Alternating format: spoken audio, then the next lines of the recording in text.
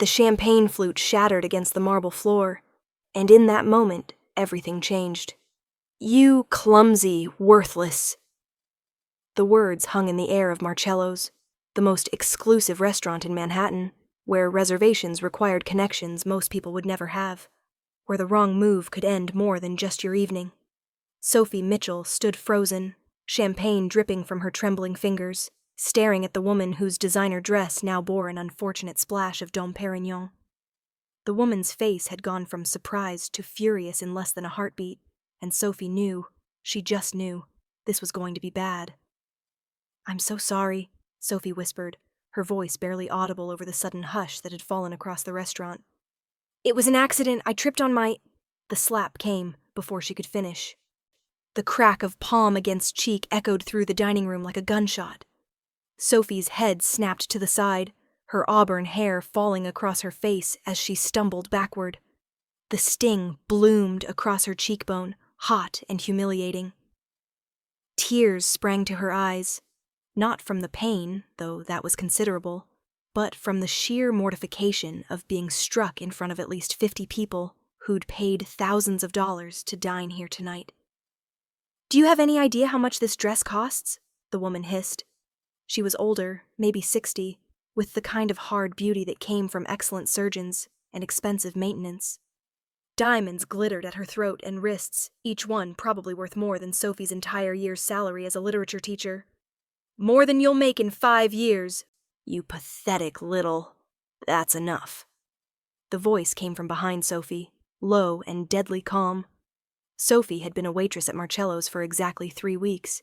She'd taken the weekend job to help pay for her mother's medical bills, the cancer treatments that insurance barely covered, the experimental options that might give her mother another year, maybe 2. She'd been so careful, so attentive, desperate not to lose this position that paid triple what any other restaurant offered, and now she'd just assaulted a customer with champagne and been slapped in front of everyone. "Excuse me?" The woman's eyes narrowed as she looked past Sophie. "Do you know who I am?" "I asked if that was enough, Mrs. Castellano." The voice was closer now, and Sophie felt a presence behind her, solid, commanding, radiating an authority that made the air itself seem heavier. "I believe she apologized." Sophie turned slowly, afraid of what she'd see. The man standing there was probably in his late 30s, tall and broad-shouldered in a suit that made every other man in the room look like they'd shopped at a discount warehouse. His dark hair was pushed back from a face that was all hard angles and controlled intensity, the kind of face that belonged on ancient Roman coins, depicting emperors who'd conquered continents.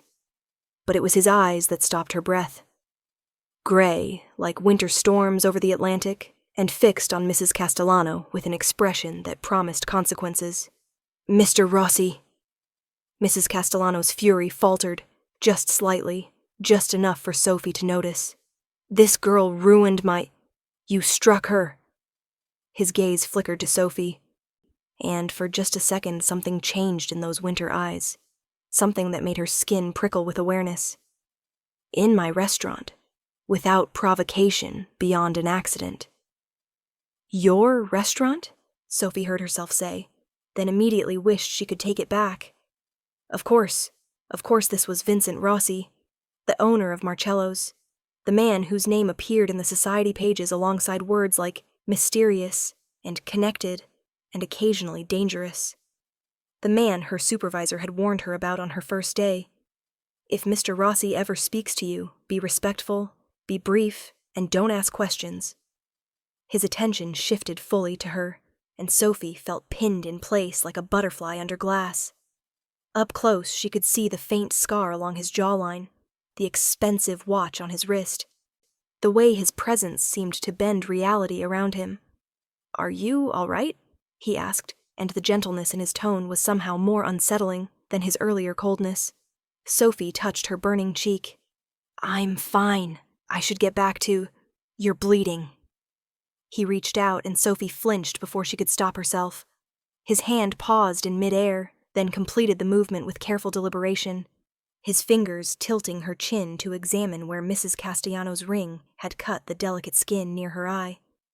His touch was surprisingly gentle, but the muscle ticking in his jaw suggested his mood was anything but. "It's nothing," Sophie managed. Her heart was racing, though she couldn't quite identify why. Fear, certainly. She was probably about to be fired. But there was something else. Something in the way Vincent Rossi was looking at her, like she was a puzzle he needed to solve, like she mattered. "Marco." He didn't raise his voice, but somehow the maître d' appeared instantly at his elbow. "Please escort Mrs. Castellano out. She's no longer welcome at Marcello's." The woman's face went pale, then red. "You can't be serious. Do you know what my husband—" "I know exactly who your husband is, Sophia." Vincent's voice could have frozen nitrogen. "I know he's currently under investigation by 3 federal agencies. I know he's been skimming from the pension fund of his own company. And I know that by tomorrow morning, those agencies will have documentation proving all of it. So perhaps you should consider that the next time you think about threatening me." The silence that followed was absolute. Mrs. Castellano opened her mouth, closed it, then turned and stalked toward the exit with Marco trailing behind her. The other diners were pretending very hard to focus on their meals, but Sophie could feel dozens of eyes on her. She felt sick. Sophie started backing toward the kitchen. "I need to apologize to the manager. I'll pay for the champagne and the dry cleaning and—" "You're not being fired." Vincent was still watching her with that unsettling intensity. "And you're not paying for anything." "But I spilled—" "She startled you?" It wasn't a question. You were carrying a tray past her table, and she made a sudden movement. Sophie blinked. That was exactly what had happened. Mrs. Castellano had thrown her hand out dramatically while telling some story, her elbow connecting with Sophie's ribs just as Sophie passed. But how did he? "I see everything that happens in my restaurant," Vincent said quietly, answering her unspoken question. "Every table, every guest, every moment." His eyes held hers. "Every new waitress who works double shifts and walks to the subway afterward because she can't afford car service." Heat flooded Sophie's face. The idea that he'd been watching her, noticing her, it should have felt creepy. Somehow it didn't. Somehow it felt like being seen for the first time in months, maybe years. "I need the job," she heard herself say. "Please. I know tonight was a disaster, but I promise I'm good at this. I'm careful. You're still not being fired." A hint of something that might have been amusement crossed his face. "In fact, you're getting a raise, and you're no longer working the floor." Sophie's stomach dropped. "What?" "But you'll work in the private dining room upstairs." He turned slightly, addressing someone Sophie hadn't noticed approaching. A young man in an expensive suit who had the look of an assistant or security. "Thomas, take her to Dr. Chen. Make sure that cut is treated properly." "I don't need a doctor," Sophie protested. "It's barely a scratch." Vincent Rossi looked at her, and this time there was no mistaking the steel beneath the civility. "It wasn't a request." And that's how Sophie found herself 15 minutes later in a small office on Marcello's 3rd floor, being examined by a surprisingly gentle doctor who confirmed it was indeed barely a scratch, but still applied butterfly bandages and gave her an ice pack for the swelling. "Mr. Rossi doesn't like when people get hurt in his establishments," Dr. Chen said conversationally as he worked. "He takes it personally." "I noticed," Sophie said dryly. "Does he always threaten federal prosecution over spilled champagne?" Dr. Chen smiled. "Only when he's in a good mood. You should see him when he's actually angry." He stepped back, examining his work. "There. You'll have a small bruise, but it should fade in a few days. Keep the ice on it tonight." Sophie thanked him and made her way back downstairs, expecting to find the restaurant in chaos or her supervisor waiting to formally let her go, despite Vincent's assurances. Instead, she found Thomas waiting by the staff entrance. "Mr. Rossi would like to speak with you," he said, "in his office." This was it, Sophie thought. The real conversation. The one where he explained that while he'd made a show of supporting her publicly, he couldn't actually afford to keep someone who'd caused such a scene. She followed Thomas up 2 flights of stairs to a floor she hadn't known existed, down a hallway lined with modern art that probably cost more than her childhood home. Vincent's office was surprisingly understated. Floor-to-ceiling windows overlooking the city, a massive desk, leather furniture that looked comfortable rather than showy. He was standing at the windows when she entered, his jacket off and his sleeves rolled up, revealing forearms roped with muscle and marked with what looked like ink at the edges. "Sit down," he said without turning. Sophie perched on the edge of a leather chair, her hands folded in her lap. She felt like she was in the principal's office, except the principal was a gorgeous, terrifying man who apparently had the power to destroy people with a phone call. Vincent turned and leaned against the window frame, studying her. "How long have you been working here?" 3 weeks. "And before that?" "I'm a teacher, English literature, at Morrison High School." His eyebrow rose slightly. "Yet you're waiting tables on weekends." It wasn't a question, but Sophie felt compelled to answer anyway. "My mother is sick. The medical bills." She trailed off, not wanting to burden a stranger with her problems. "I needed the extra income." Something shifted in Vincent's expression, so subtle she almost missed it. "Your personnel file says you graduated top of your class from Columbia, master's degree in comparative literature. You could be working anywhere, doing anything." "I like teaching," Sophie said quietly. "And I like staying in the city, near my mom. Loyalty." Vincent said it like he was tasting the word. An undervalued quality these days. Sophie wasn't sure what to say to that, so she stayed silent. Her heart was still racing, but the fear had been gradually replaced by something else. Curiosity, maybe, or the same strange awareness she'd felt downstairs when he'd touched her face.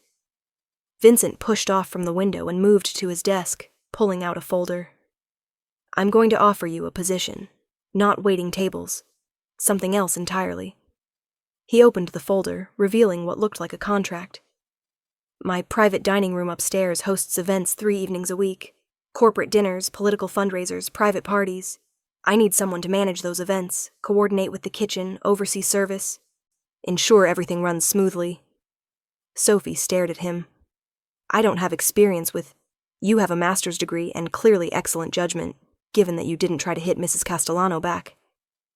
The corner of his mouth lifted infinitesimally.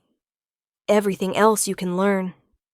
The position pays $80,000 a year, full benefits, including comprehensive health coverage that would extend to your mother under a family plan."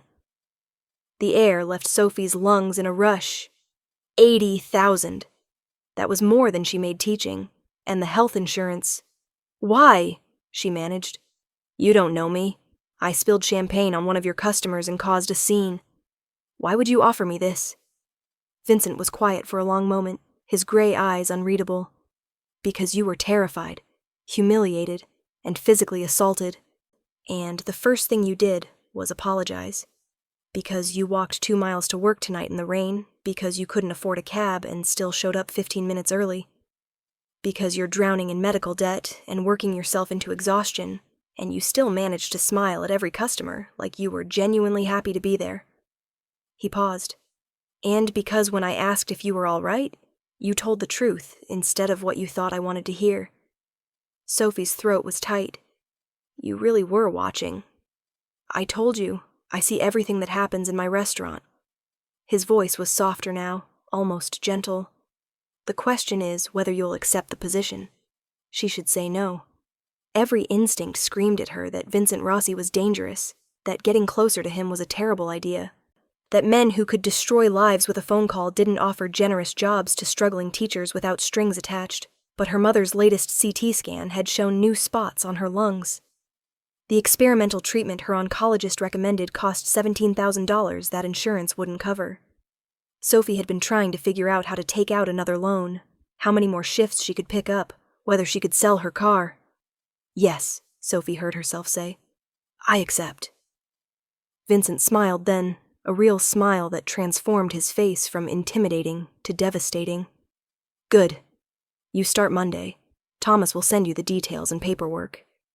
Sophie stood, feeling dazed. "Thank you. I can't tell you what this means." "You just did." Vincent came around the desk, standing close enough that she had to tilt her head back to meet his eyes. One more thing, Sophie. The sound of her name in his voice did something strange to her nervous system. Yes? If anyone ever touches you like that again, in my restaurant or anywhere else, you tell me immediately. Understood? There was something in his tone, some quality of protective possession that should have alarmed her. Instead, Sophie felt a shiver run down her spine that had nothing to do with fear. Understood, she whispered. The next 3 months were a blur. Sophie threw herself into her new role with the desperation of someone who couldn't afford to fail. She learned the names and preferences of every regular client. She memorized wine pairings and coordinated with the kitchen staff and handled last-minute crises with increasing confidence. The private dining room became her domain, and she was good at it, better than she'd expected. Vincent was around more than she'd anticipated.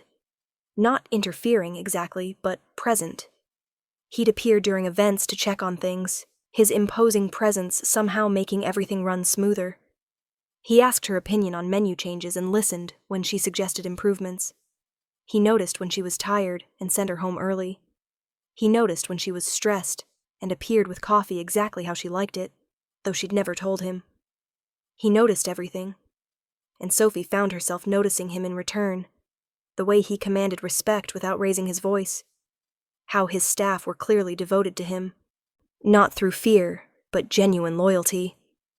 The time she overheard him on the phone arranging for one of the line cooks to see a specialist about his daughter's heart condition, on Vincent's dime, no questions asked. Vincent Rossi was dangerous, yes, but he was also protective of his people in a way that made Sophie feel safer than she had in years. She tried not to think about what it meant that she was starting to count herself among his people. Her mother's condition stabilized with the new treatment. The crushing anxiety Sophie had been living with for months began to ease. She found herself smiling more, laughing with the kitchen staff, actually sleeping through the night. Life was beginning to feel manageable again, and then Michael came back. Sophie was overseeing a private corporate dinner on a Thursday evening when she heard the commotion downstairs. Raised voices, someone demanding to see Sophie Mitchell, the sound of Thomas trying to politely but firmly refuse entry. Her stomach sank. She excused herself from the event and hurried downstairs, knowing already who she'd find. Michael Barrett stood in the restaurant's foyer, his expensive suit rumpled and his face flushed with alcohol and anger. Her ex-boyfriend. The man she'd dated for 2 years before discovering he'd been embezzling from his own clients. The man she'd had to testify against in court. The man who'd sworn he'd make her regret it. The man who'd been released from prison 3 days ago. Sophie. His smile was mean, vindictive. Been trying to reach you. You changed your number. What are you doing here, Michael? Sophie kept her voice steady, despite the fear climbing her throat. Thomas had positioned himself between them, but Michael was unpredictable when he'd been drinking. I wanted to see where you landed. Nice place. Michael looked around with exaggerated appreciation. Really nice. Must be paying well if you can afford that new treatment for Mommy.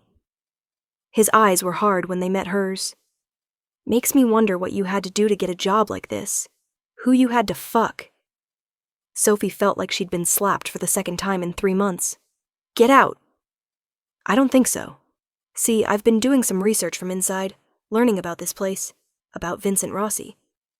Michael's smile widened. About what kind of man he really is.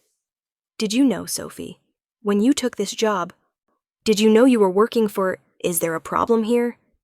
Vincent's voice cut through Michael's rant like a blade. Sophie had never been so relieved to see anyone in her life. Vincent stood at the entrance to the main dining room, his expression calm, but his eyes promising violence. 2 men Sophie had never seen before flanked him. Both large, both wearing the kind of suits that did nothing to disguise the muscle underneath. Michael paled slightly, but alcohol and resentment made him stupid. You must be the boss, Vincent Rossi. I've heard a lot about you. I'm sure you have. Vincent's tone could have frozen hellfire. And yet, you're still here, disturbing my staff and my guests, which suggests either remarkable courage or remarkable stupidity. I just wanted to talk to Sophie. You wanted to harass her in her workplace because you're a pathetic man who can't accept the consequences of his own actions. Vincent moved forward and Michael actually took a step back. I know exactly who you are, Michael Barrett. I know you served 18 months for embezzlement and fraud. I know you blame Sophie for your conviction, even though you were guilty and she simply told the truth. I know you've been calling her mother's phone, sending threatening emails to her school, and now showing up at her job. Michael's face had gone from flushed to white. I don't know what she told you, but she didn't tell me anything. I make it my business to know about anyone who might threaten someone I care about. Vincent's voice dropped lower, more dangerous. Here's what's going to happen. You're going to leave. You're never going to contact Sophie again, not through phone, email, letter, or showing up anywhere she might be. You're going to forget she exists. Or what?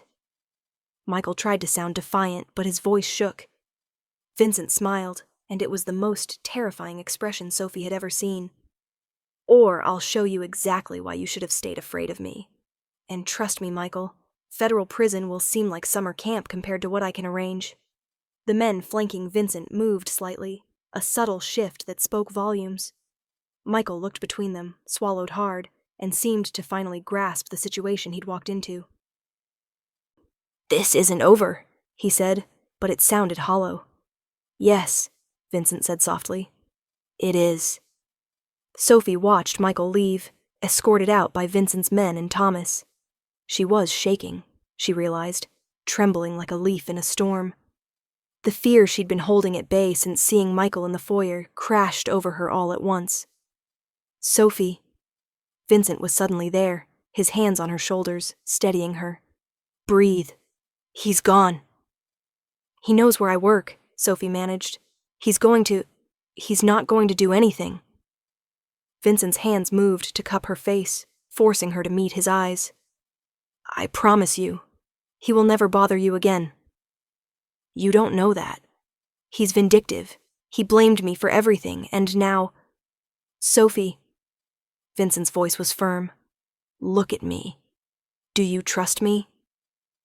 It was a dangerous question. The kind of question that had weight and consequences. But Sophie found herself nodding anyway, because somehow, impossibly, she did trust him. This man she'd known for 3 months.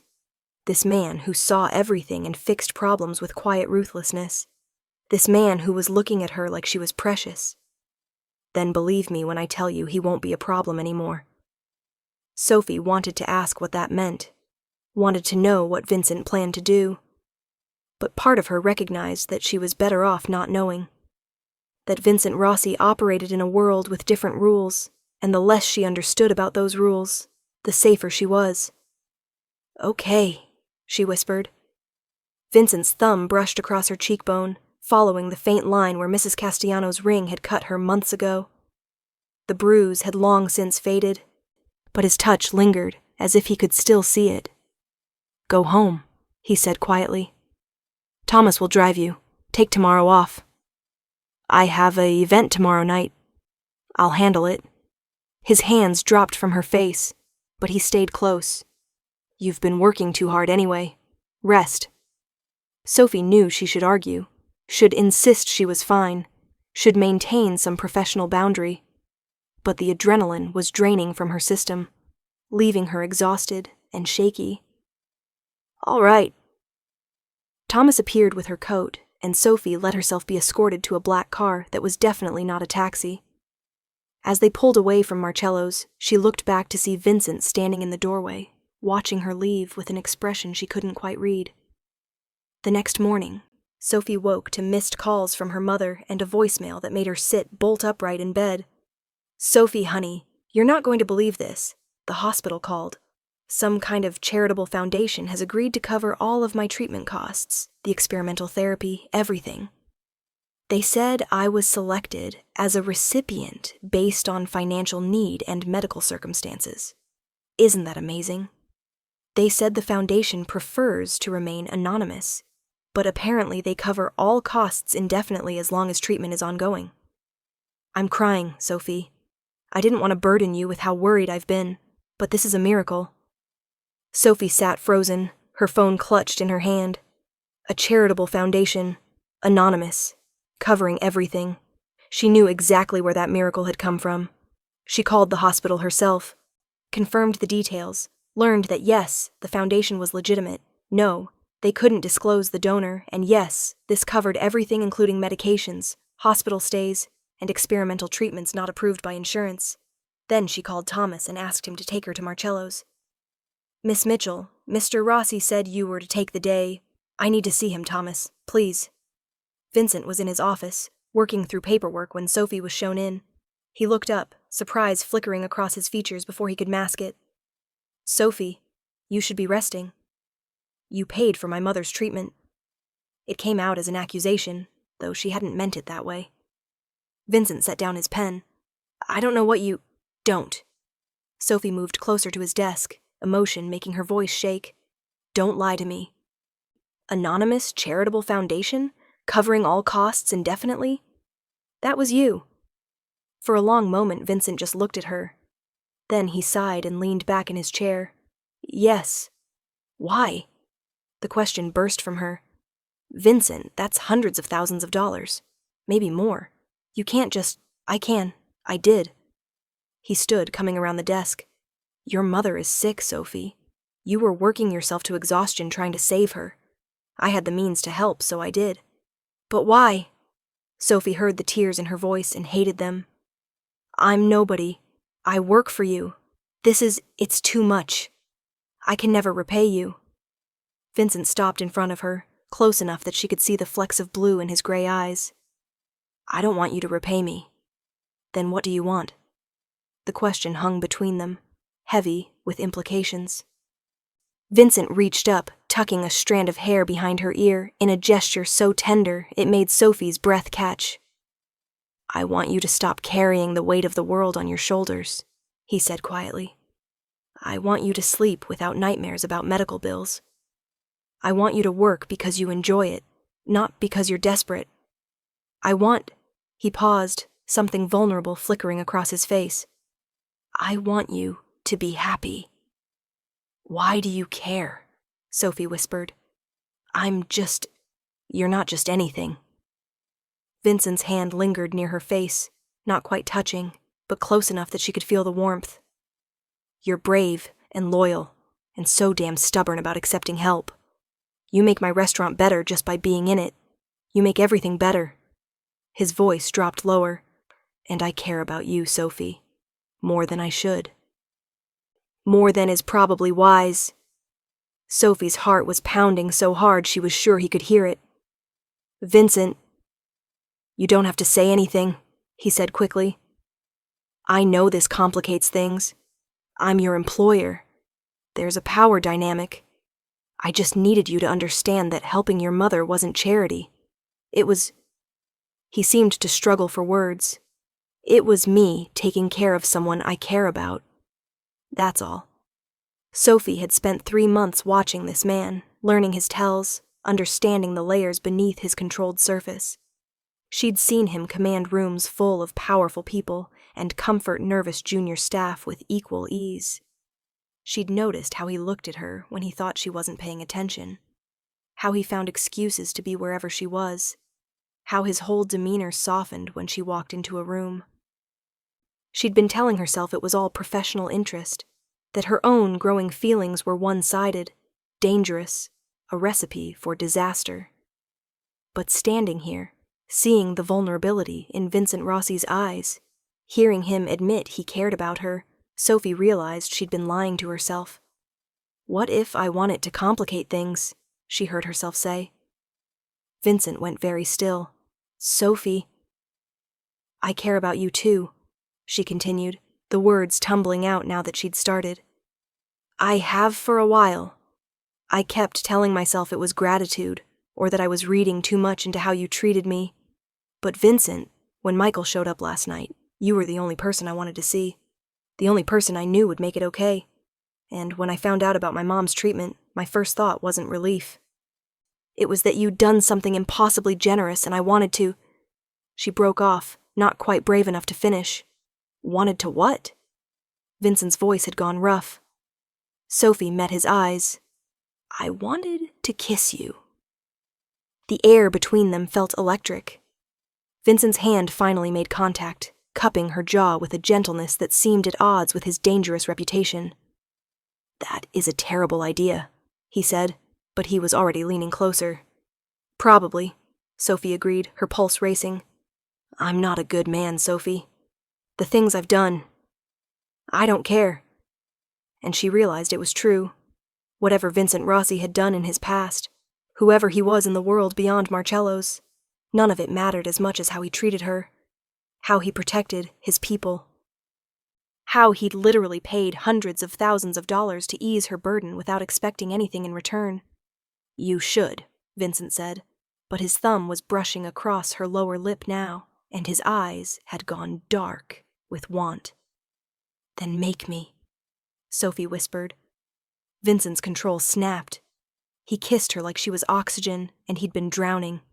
One hand tangled in her hair while the other pulled her close. Sophie melted into him, her fingers gripping his shirt, kissing him back with all the pent-up longing of 3 months' worth of denial. When they finally broke apart, both breathing hard, Vincent pressed his forehead to hers. "This changes everything," he said. "I know. I can't be your employer anymore. Not if we're going to—" He seemed to struggle with how to phrase it. "Be together?" Sophie supplied. "Yes." He pulled back enough to see her face.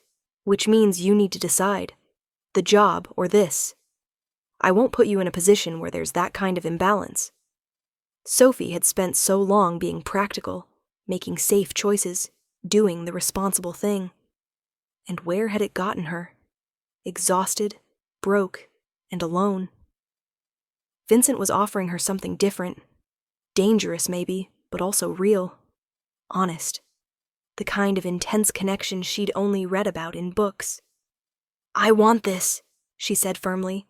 "I'll find another job. It's not—" "You'll keep the job," Vincent interrupted. "But not working for me directly. I'll restructure things so you're managing the private events division as an independent contractor. You'll have autonomy, your own budget, and you'll report to the board, rather than to me. That keeps it professional while giving us space to—" He smiled slightly. "Figure out whatever this is." Relief and happiness, and something deeper flooded through Sophie. "You've already thought this through." "I've thought about nothing but you for 3 months, Vincent admitted. "I was trying to be honorable, professional, give you space to settle into your new life without pressure. But then Michael showed up, and I wanted to tear him apart for frightening you. And when I heard you on the phone with your mother this morning, heard how happy she sounded—" He broke off, emotion flickering across his face. "I couldn't pretend anymore that this was just professional interest." Sophie kissed him again, softer this time, savoring it. "So what now?" "Now," Vincent said, "I take you to dinner. A real date. Somewhere that's not Marcello's. You know people will talk," Sophie pointed out. "About us." "Let them." Vincent's smile turned wolfish. "I've never particularly cared what people think. And, Sophie—" He pulled her close again, his voice dropping to that low, dangerous register that made her spine tingle. "I want everyone to know you're mine." The possessiveness should have bothered her. Instead, Sophie felt a thrill run through her entire body. "Yours? If you'll have me." Vincent's expression turned serious. "I know what I'm asking. Being with me means dealing with my world, my past, the complications that come with my life. But I swear to you, Sophie, I will never let anyone hurt you. I will protect you and your mother and everything you care about with everything I have. You'll never have to be afraid again." Sophie thought about her mother's diagnosis, about losing her job, about Michael's threats. She thought about the last year of constant fear and stress, and struggling just to keep her head above water. She thought about how Vincent Rossi had walked into her life during her worst moment and proceeded to systematically fix every problem she had. Not because he wanted something from her, but because he could. Because he cared. "Yes," Sophie said simply. "I'll have you." Vincent kissed her again, and this time it felt like a promise. Like the beginning of something that would change both their lives irrevocably. From that point, everything shifted. Vincent took her to dinner at a small Italian place in Brooklyn that tourists never found but locals swore by. He held her hand across the table and told her stories about growing up in the city, about taking over Marcello's when it was failing and building it into what it was today. He asked about her teaching, her dissertation on Victorian literature, her mother's love of garden. He listened like every word mattered. Sophie fell a little more in love with every minute that passed. Over the next few weeks, they navigated their new reality. Sophie transitioned to her new role, which gave her more autonomy and better pay, while removing the direct reporting relationship with Vincent. Her mother's health continued to improve. Michael, true to Vincent's word, vanished from her life entirely. She later learned through a casual comment from Thomas that he'd relocated to Seattle for a business opportunity that required his immediate attention. She didn't ask what kind of business opportunity. She was learning which questions not to ask, but she also learned which questions did matter. She learned that Vincent's connections were both deeper and more complicated than she'd realized, that his restaurant was just the legitimate face of a much larger enterprise, that the respect he commanded came from a combination of shrewd business sense and a reputation for ruthlessness with enemies and loyalty to friends. She learned that Vincent Rossi wasn't entirely a good man, but he was good to her. 2 months after that first kiss, Sophie was overseeing a private event when she overheard a conversation she wasn't meant to hear. 2 of Vincent's business associates talking about a situation that required his personal attention. About someone who'd stolen from the family, and consequences. She'd felt sick, recognizing the implications. This was the other side of Vincent's world, the part she'd been carefully not thinking about. Vincent found her afterward, took one look at her face, and knew. "What did you hear?" he asked quietly. Sophie told him. Then she asked the question she'd been avoiding for months. "Who are you, Vincent?" "Really?" He was silent for a long moment, standing at the windows of his office, looking out over the city lights. When he finally spoke, his voice was careful, measured. "My family has been in this city for 4 generations, he said. "We started as immigrants with nothing. My great-grandfather built a small business, mostly legitimate. His son expanded it, got involved with the unions. My father," Vincent paused. "My father made connections that were less legitimate. By the time I inherited control, our interests were mixed. Some legal, some in gray areas, some clearly criminal." Sophie's heart was pounding. "And now?" "Now I'm trying to transition everything to legitimate business. Marcello's is part of that. So are the real estate holdings, the import companies, the investment portfolios. But it's a slow process, Sophie. There are obligations, relationships that can't just be abandoned, people who depend on the old structure." He turned to face her, and the vulnerability in his expression made her chest ache. "I'm not going to lie to you. I've done things I'm not proud of. I've hurt people who threatened my family or my interests. I've used fear and intimidation to solve problems. I'm trying to be better than my father was. But I'm still..." He gestured helplessly. "I'm still what I am." Sophie crossed the room to stand before him. "And what's that?" "Dangerous," Vincent said flatly. "Morally compromised. Someone you should probably run from." Sophie took his hands, feeling the calluses on his palms, the strength in his grip. She thought about everything he'd done for her, how he'd protected her from Mrs. Castellano and Michael, how he'd saved her mother without asking for anything in return, how he'd restructured his business just to make their relationship possible. "I asked who you are," she said quietly, "not what you've done. Those aren't the same thing." Vincent's eyes searched hers. "You really believe that?" "I believe you're someone trying to be better. Someone who protects the people he cares about. Someone who runs a business where employees are genuinely happy because you treat them with respect." Sophie moved closer. "I believe you're the man who notices when waitresses walk home in the rain and makes sure they get rides, who pays for cancer treatments without wanting credit, who looks at me like I'm the most important person in the world." "You are," Vincent said roughly. "Sophie, I know your world is complicated," Sophie interrupted. I know you've done things I wouldn't understand. But Vincent, I spent a year watching my mother slowly die, working 3 jobs, drowning in debt and fear and hopelessness. And then you appeared and made all of it better. Not because you wanted something from me, not to control me, but because you're someone who sees suffering and fixes it. She reached up to cup his face, feeling the slight stubble on his jaw. So yes, I know who you really are. And I'm choosing to stay anyway. Vincent pulled her into his arms, holding her so tightly she could barely breathe. I don't deserve you. Probably not, Sophie agreed, smiling against his chest. But you're stuck with me anyway. He laughed, the sound rough with emotion. Then he kissed her, and Sophie felt the last of her reservations melt away. Whatever Vincent's past held, whatever complications his world contained, they would face them together.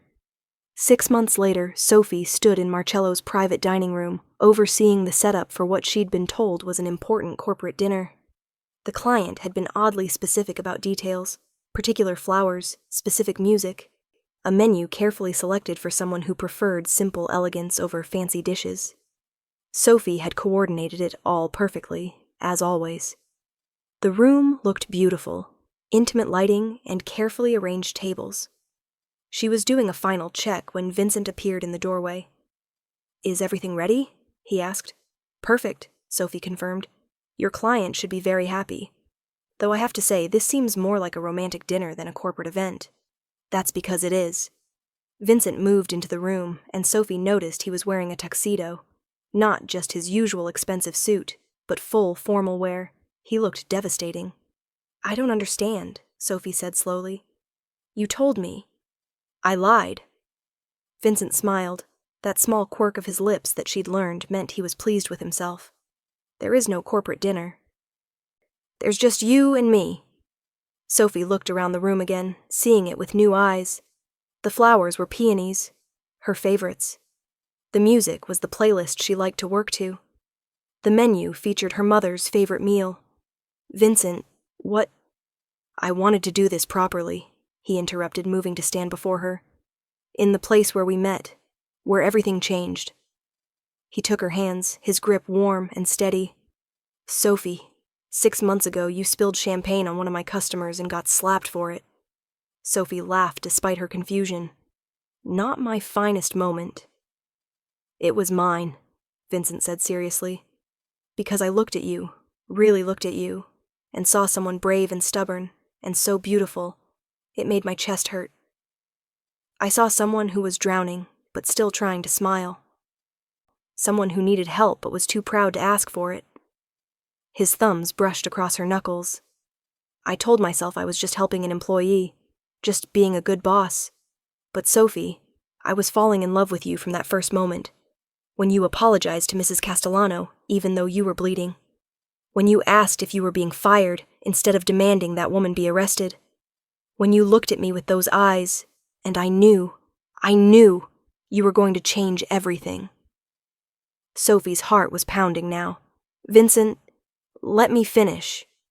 He smiled, and there was something nervous in it. Vincent Rossi, who commanded rooms full of powerful men without blinking, was nervous. These past months with you have been the best of my life. You make me want to be better.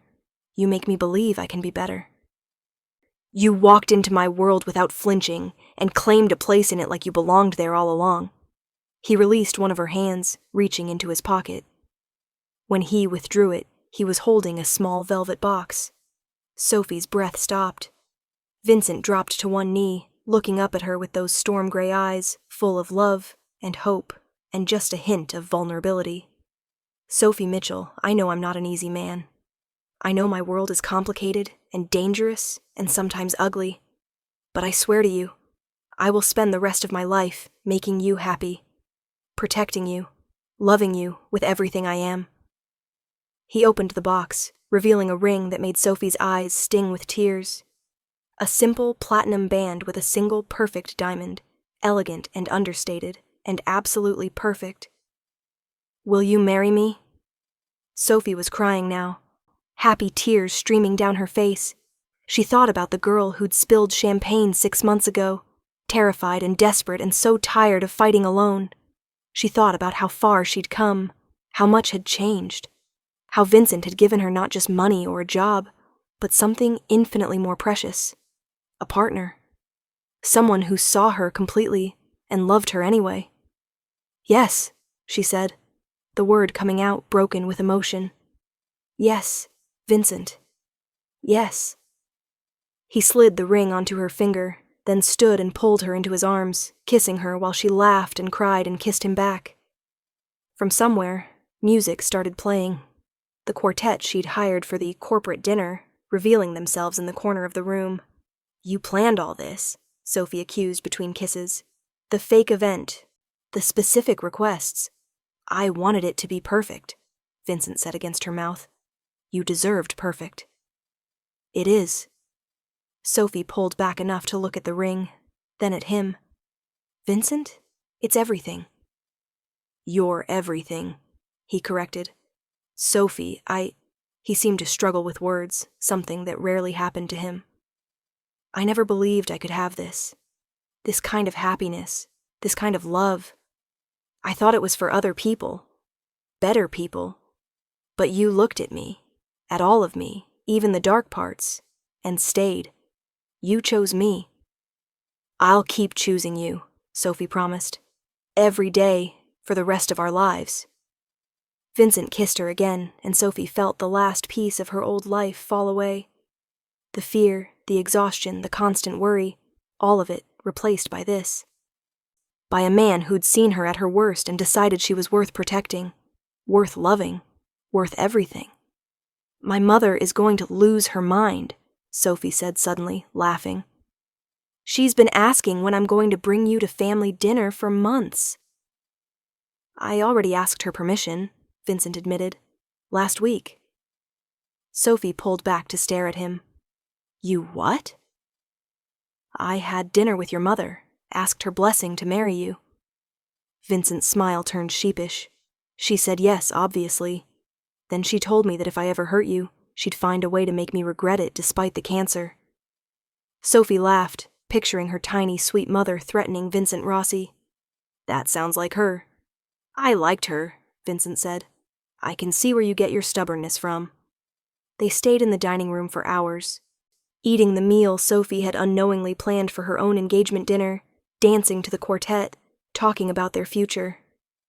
Vincent wanted a small wedding, immediate family only. Sophie agreed, never having been one for big productions. They discussed where to live. Vincent had a penthouse she'd never seen, but which he promised had plenty of room for her books and her mother to visit. They talked about her teaching career. Vincent thought she should write, maybe work on the novel she'd mentioned once. They talked about everything and nothing, wrapped in each other in the certainty that whatever came next, they'd face it together. Later, as Thomas drove them home, to Vincent's penthouse, which would now be their home, Sophie looked at her ring in the passing streetlights. "What are you thinking?" Vincent asked, his arm around her shoulders. Sophie leaned into him, feeling safe and loved, and ridiculously happy. "I'm thinking that 6 months ago I spilled champagne on a customer and got slapped. And I thought it was the worst moment of my life. And now? Now I know it was the best," Sophie said simply. "Because it brought you to me."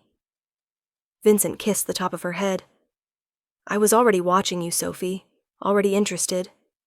The champagne just gave me an excuse to intervene." Sophie smiled, thinking about how many times Vincent had been there at exactly the right moment. How he'd noticed her struggling and decided to help.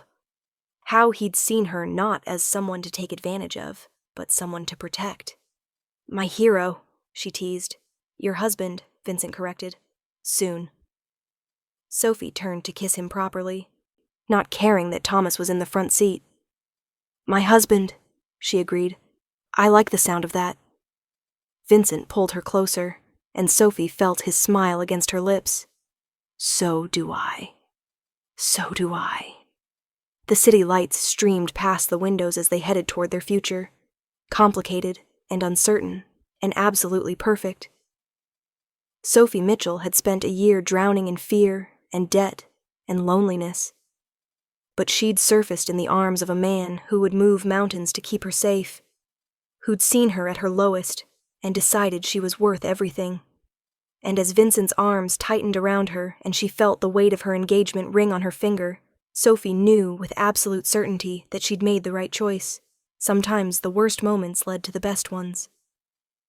Sometimes getting slapped in a restaurant led to falling in love with a dangerous man with a good heart. Sometimes the scary path was the one that led to happiness. And sometimes, just sometimes, the ruthless mafia boss asking, "Who the fuck hit my wife?" was exactly the hero you needed, even if you didn't know it yet.